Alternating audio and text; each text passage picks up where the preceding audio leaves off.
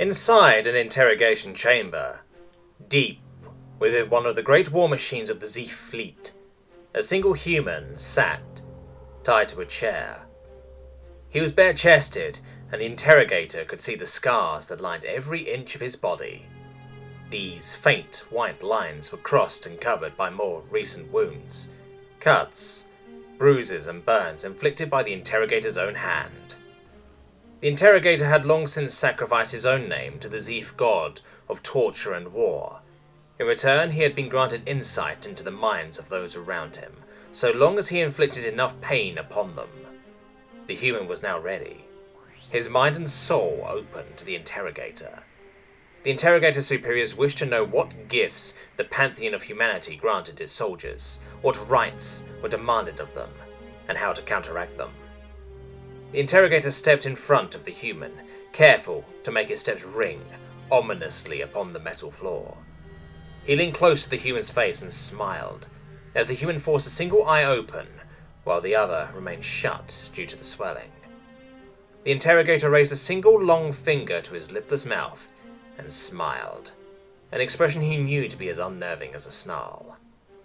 Of course, the human couldn't speak, even if he wished, as his mouth was gagged. Now was not the time for the glorious song of his screams to ring out. The interrogator needed to concentrate.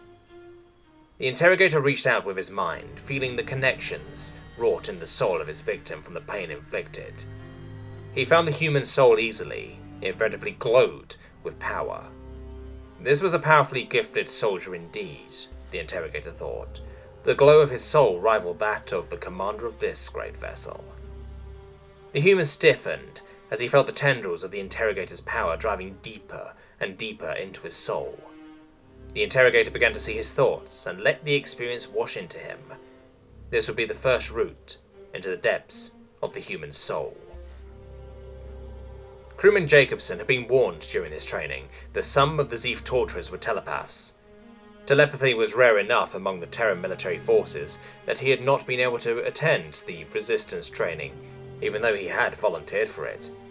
Instead, he had to rely solely upon the theoretical training he had been given. The interrogator felt himself pull out of the human's mind slightly at the strange thought. Voluntarily subjecting oneself to telepathic invasion? Not even the most bloodthirsty or fanatical members of the Zeef pantheon demanded such a sacrifice. Telepathic invasion was dangerous to the victim. It could often lead to lifelong impairment of the mind and body. The gods of humanity must be vile indeed. The interrogator let the thoughts of the human flow over him once more. Jacobson thought back to the lecture he had attended in the academy. A balding man in a hover chair had spoken in depth about his experience with a telepath. No matter how strong you are mentally, a telepath is going to get in your head somehow, the man had said. Most human telepaths are adherents of Gaia. The interrogator made a mental note of the name before allowing the thoughts to wash over him again.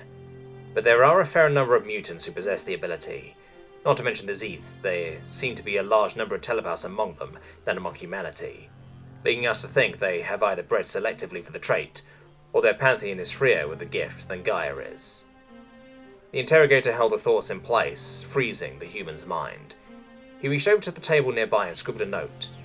The first name of deity found in the subject's mind was Gaia. The domain and nature of this deity is as yet unknown.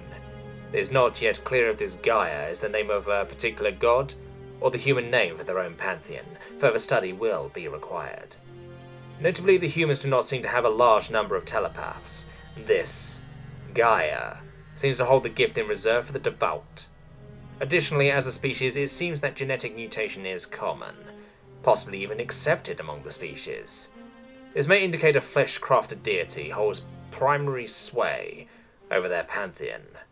I shall delve deeper to see if this human's mind holds more answers.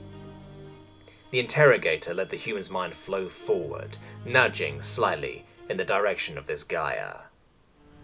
Jacobson wasn't particularly devout in worship of Gaia. What? His mother would have been mortified to see how rarely he attended services anymore. But he hardly had time for worship, especially with the war and everything. He promised himself that he would go back to attending temple if he got out of this.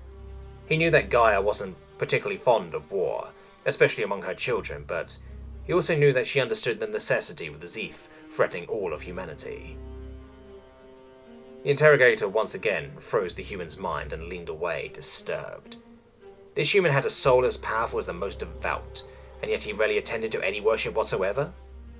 The interrogator made another note.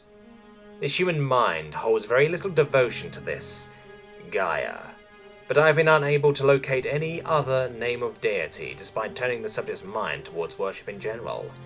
Perhaps the pantheon of humanity hides itself from the knowledge of captured soldiers to keep the pantheon of Zeeth from discovering their identities and weaknesses. Still, such an expungement should have weakened the gifts the soldier has received and left obvious holes in his mind.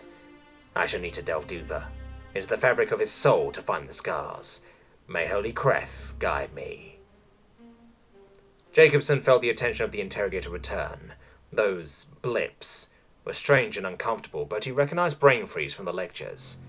Instead of following along Jacobson's trail of thought again, the interrogator pushed down beneath. It felt to Jacobson like hot knives digging into every inch of him, pushing deeper and deeper until they were cutting into something beyond his body. Jacobson understood instinctively that the interrogator was digging into his very soul. He writhed and screamed into his gag, but was unable to do anything more than endure as the interrogator tore him apart. The interrogator held the essence of the human soul before him. He could see no scars upon it. Indeed, it did not even have the patchwork appearance of one who has beheld deity and had power injected into them. The interrogator's own soul had a great scar running down the center, bisecting him where his name had been held. The interrogator turned the human soul over before him, disbelieving. No one could have a soul so bright and powerful without being rebuilt by deity. Experimentally, the interrogator tried to excise a small piece of the human soul to examine its composition. He reached out to cut the soul, but found it resisted far more than he would have expected. He pressed harder, attempting to tear a chunk of the soul off, but found the soul entirely immutable. The interrogator could examine it, even peer into it, but he could not alter it no matter how hard he pressed. The interrogator was baffled. Not even the strongest Zeef soul would have completely rebuffed his greatest efforts. Frustrated, the interrogator peered as deeply as he could into this inexplicable soul. There was something there. Something he had not seen before, some seed of power. The interrogator found himself standing in a small clearing in a dense forest. Yellow sunlight fell around him. Some avian creatures sang in the distance. The interrogator saw a human female standing in the middle of the clearing. She was perhaps a head shorter than the human the interrogator had just been examining, with gold hair that fell to the middle of her back.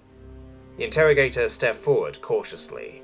This experience was reminiscent of when the interrogator had sacrificed his name to Kref, but no Zeeth deity would take the form of a human. As the interrogator got closer to this mysterious human, he could see eternity in her eyes, and he knew this was no mortal. This was a member of the human pantheon. Somehow the human was linked directly to the very essence of human deity. The interrogator tried to take a step back, but found himself bound by vines that had wrapped around his limbs. The deity stepped forward towards the interrogator, a look of deep sorrow on her face. I am Gaia. The interrogator felt the power in the name as she spoke it. You are a child of Kref of the Zeeth pantheon, she continued, walking slowly around him. Your pantheon has declared me and my children anathema, and now seeks our utter destruction. The interrogator could not even move to speak, but he felt her see the confirmation in his mind. The interrogator had been present when the High Prophet had received the vision from the entire pantheon, igniting the holy war against the humans. Gaia stepped up in front of the interrogator, fixing him with her eternal gaze. I despise war, she said sadly. I am the mother, I represent life. That is my domain. The interrogator could see the history of the humans in her eyes as she spoke. I have been the lone member of the human pantheon since they discovered the ability to travel faster than light. I was the first, and I am the last. Before they even left my cradle, my children had perfected the art of war. They invented and turned terrible weapons on themselves. My children are wild. They seek freedom above all else and would not be bound. They destroyed the budding deities that would have come to rule them. My children would have destroyed themselves if I had not spoken to them. I granted them the ability to travel faster than light and begged them to go out among the stars and live. The interrogator could see the deaths of the primordial human deities as the human turned terrible weapons upon them and rent them asunder. He could see this Gaia kneeling and pleading before the leaders of humanity to not destroy themselves. Gaia turned away from the interrogator as tears welled up in her eyes. "I am not like your pantheon," she said, wiping her eyes and turning back to meet his gaze. "I do not directly interfere with my children's souls.